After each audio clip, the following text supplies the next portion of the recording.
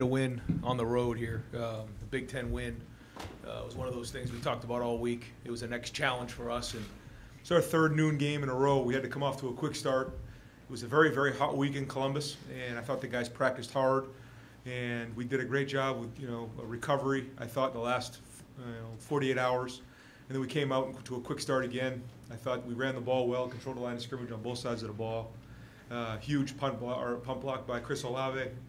And then I thought, we sustained in the second half, created some turnovers on defense, and then finished it the right way. So, I think that's the next step, and now we got to keep building on it. We'll open it up with questions. Front row right here, Joey. Ryan, it seems like Chris Olave and Justin Fields have been on the same page for a couple of big plays this season. Long ball today, we've had some other connections earlier this season. What does Chris do that gives Justin kind of a good look? Well, I think Chris is a really good receiver. When you look back, I guess now on our last 6 games, going back to the rivalry game, Big Ten championship game, Rose Bowl, and now these 3 games, his production's been really good. He's blocked some punts. He's been a threat down the field. He's caught some things underneath. His production's been really, really good. And I think some guys have really good body language. He's got really good body language. He's got good depth perception. He can time up balls down the field, but he also has strong hands underneath. And so he's worked really, really hard this offseason, and it's starting to pay off. Second row along the aisle, Austin. Ryan, I asked this knowing that coaches are never completely satisfied with anything, but that seemed to be all 3 phases of pretty solid performance there. Are there any flaws in your mind from what you saw out there as you leave the field today? I thought we missed some deep balls. I thought we had guys open, and Justin missed. And he knows he left some yards on the field, but again, I think the maturity of a coaching staff, the maturity of a team is to go find the issues on film and get them fixed. Because as time goes on and we start to play other teams and we get into the thick of the Big Ten, those issues are going to come up. And so it's our job to find them and get them addressed and to really be critical of the players without creating resentment. And that's the key. And I thought we did that last week, and the kids took the coaching, and we got to keep building from here and find those issues because they're there. Front row right, Pat. What do you think about your line play both sides so far? Well, I think the O-line the last 2 weeks has done a really good job, and Kevin and Stud have done a really good job preparing the guys, not only with the looks, but just getting them going, just in terms of how they're running off the ball and moving the line of scrimmage. And I thought JK's been running hard. Master's been in there. He's running hard, and that matters as well because it's one thing to get the guy to the second level. It's another guy to make that guy miss for big plays. And I think the D-line has controlled the line of scrimmage as well. They've created some sacks, created some turnovers, and we can get teams in a throwing situation. I think it's advantage us. Right next door, Rob. When you're a quarterback's coach turned head coach, I mean, everyone that sort of thinks you're the guru with the passing game.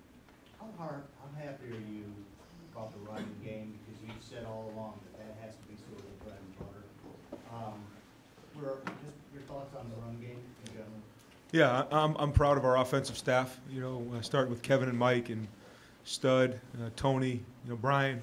We've gone from a passing attack last year to now we're starting to run the ball, and I think that shows the versatility of our offense and that we can do both. And I think when you can have a balanced attack, it's important. But when you can get that run going, you can really control the game, and I think that's what we did today. That's our goal in any game this year. But last year was a little bit different with Dwayne. It was just a whole different set of dynamics. This year, with we have multiple tight ends. We got a big veteran offensive line. I think we're creating some depth at running back, and then to be able to do that and throw play action pass is really the idea right here. And so again, where does it go from here? I don't know, but I remember talking in the preseason, like where's the journey? What's this offense going to look like? And we're starting to forge our identity, I think. Have you always thought that way, or is that not until you got here that the run game really was as important as it is? Well, again, I think so much of it has to do with who you have. And the personnel that you have. The goal is to move the ball down the field, control the game, and score points. And what best gives you that opportunity? And so we're finding that as we go here. I think Justin's doing a good job, and the receiver's doing a good job as well. But it's a different identity, and it's still going to be changing week in and week out. Front row, middle, Bill. Yeah, you talked about Pat asked you about the line, the offensive line. It's not just the offensive line, it's the defensive line too. Playing without two again. The dominance on both sides of the ball with those lines, does that surprise you? But what stands out to you about what each side of the line is doing? Well, it's something that we talk about all the time. It's something we talk about back in March, and talk about in the spring in the preseason, is that we want to dominate the line of scrimmage, and we want to create depth there. We want to have 2 and 3 guys we can put in at each position and play with those depths.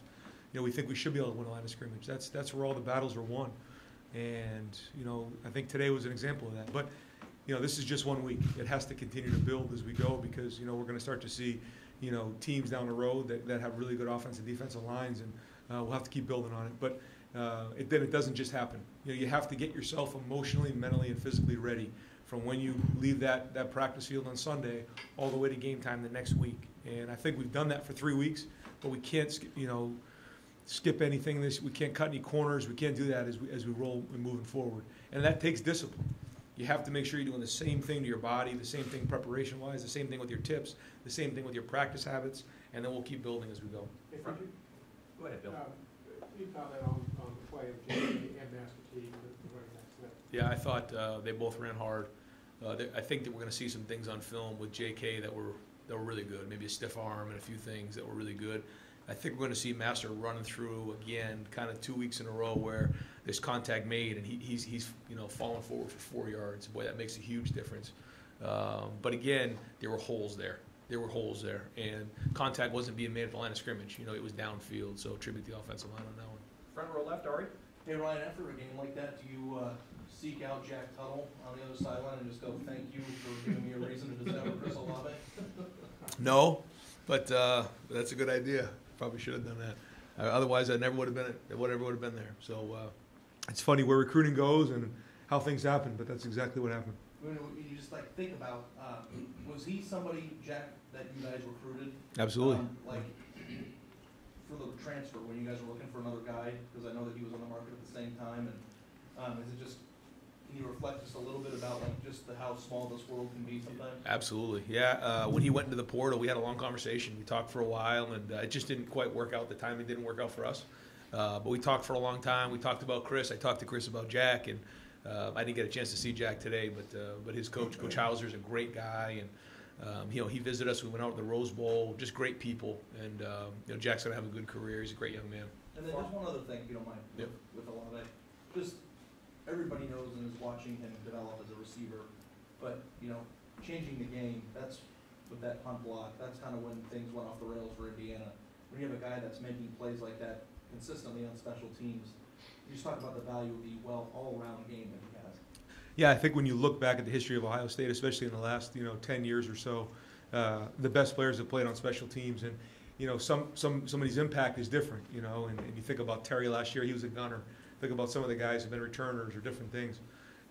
Chris has been these pump blocks. He's tremendous at that, and he just has a knack for it. And when you see what he did last year in the rivalry game and gets another one here, changes the whole game, and that takes complete buy-in. Because you don't come to Ohio State to play special teams, and that goes to show you how much he appreciates and loves his brothers and his teammates. Left along the wall, Bill. Ryan, this is sort of along the lines of what Rob was asking you, but just because of what you all did last year offensively, because of what the conversation was when you got hired and when you got hired in 2017 and trying to revamp the pass game, I think a lot of people might have just viewed you as a guy who was maybe predisposed to throw the ball around the yard more than he would be develop a power style kind of run game you guys have had. Is that the wrong read on your preferred coaching style? Well, I think When you look back, like even when when I was in Boston College, we lined up in 22 personnel and ran the ball just about every snap, and but that was what fit us then, and then have an opportunity to go in the NFL and really dive into the pro passing game and quarterback play and having the history of the spread run game, coming up in the college ranks. But then, again, it goes back to what best moves your team down the field. And right now, we feel like we got a hot hand with J.K. The line's blocking people. We got good tight ends, so we're going to keep going with that. And again, it doesn't mean we're not going to throw the ball either. I mean, we want to throw the ball, and we got really good receivers, and we're going to do that too. But the balanced attack is what we're looking for. And you had talked all summer about how much you guys challenged J.K. and obviously needed him to perform well this year.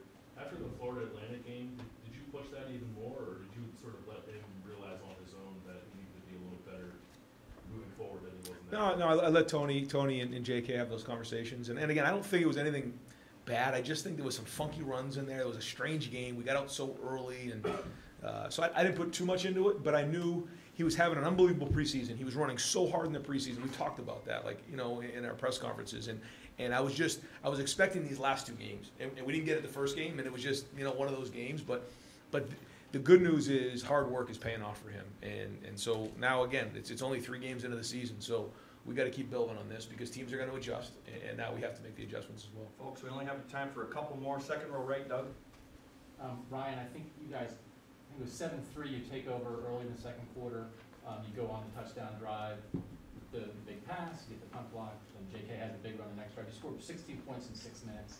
You want to be a consistent offensive team, but when you're really trying to be an elite team, that ability to sort of explode in a short amount of time, how important is that? What do you think of your ability to do that? Yeah, I think when you can put pressure on a defense like that you can quickly turn the game over fast, I think that's really good because you want to stay aggressive and you want to play fast. And when you play fast, not much time goes off the clock. So when you're quick striking like that and you can score in, you know, less than 2 minutes, and then, you know, you strut your defense out there and we get a 3 and out, and all of a sudden we get the ball back and we're rolling, then that's when I think you can be, you know, really dangerous. But you have to stay aggressive. You know, you have to make sure the tempo's right. You have to make sure that, you know, we're into the right calls and everything, and then we have to make sure we're executing. But again, I would just really credit our coaching staff for getting these guys ready to play. I mean, I think that the preparation on offense, the preparation on defense of these guys, there's been a lot of time put into this stuff.